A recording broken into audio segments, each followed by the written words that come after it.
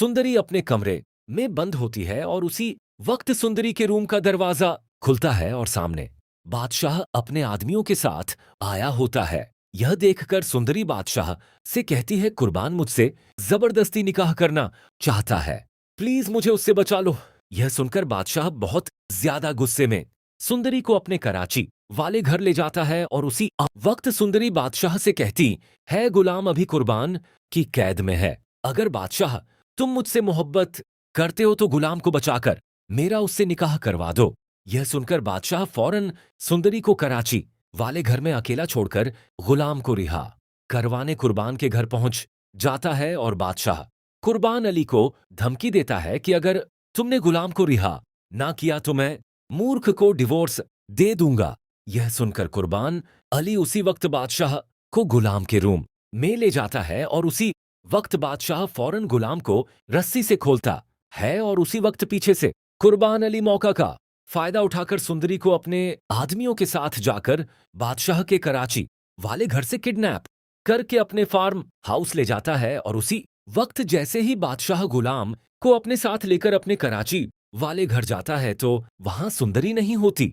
यह देखकर बादशाह फौरन गुलाम के साथ मिलकर अपने घर का कैमरा चेक करवाता है तो बादशाह को पता चलता है सुंदरी को कुर्बान अली दोबारा किडनैप करके ले गया है।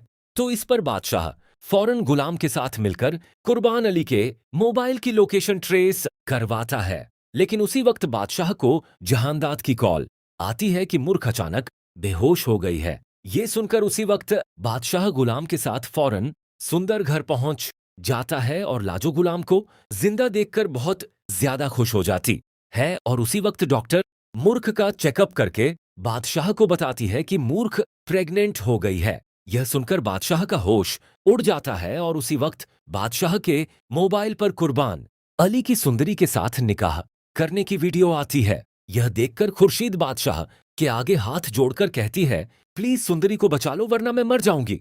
यह सुनकर उसी वक्त बादशाह गुलाम के साथ मिलकर कुर्बान के फार्म हाउस पहुंच जाता है और सामने मौलवी साहब कुर्बान अली का सुंदरी के साथ जबरदस्ती निकाह करवा रहा होता है। यह देखकर बादशाह और गुलाम उसी वक्त कुर्बान अली को बहुत ज्यादा मारते हैं। लेकिन उसी वक्त पीछे से कुर्बान अली का आदमी बादशाह पर गोली चला देता है। यह देखकर उसी वक्त गुलाम बादशाह के आगे आ जाता है और गोली सीधा गुलाम के बाजू पर लगती है। यह देखकर सुंदरी फौरन गुलाम को पकड़कर रोने लग जाती है और उसी वक्त बादशाह फौरन पुलिस को कॉल करता है और उसी वक्त पुलिस आकर कुर्बान अली को गुलाम पर गोली चलाने के केस में गिरफ्तार करके ले जाती है और उसी वक्त बादशाह सुंदरी के साथ गुलाम को अस्पताल में ले जाता है और डॉक्टर फौरन गुलाम का ओन ऑपरेशन करता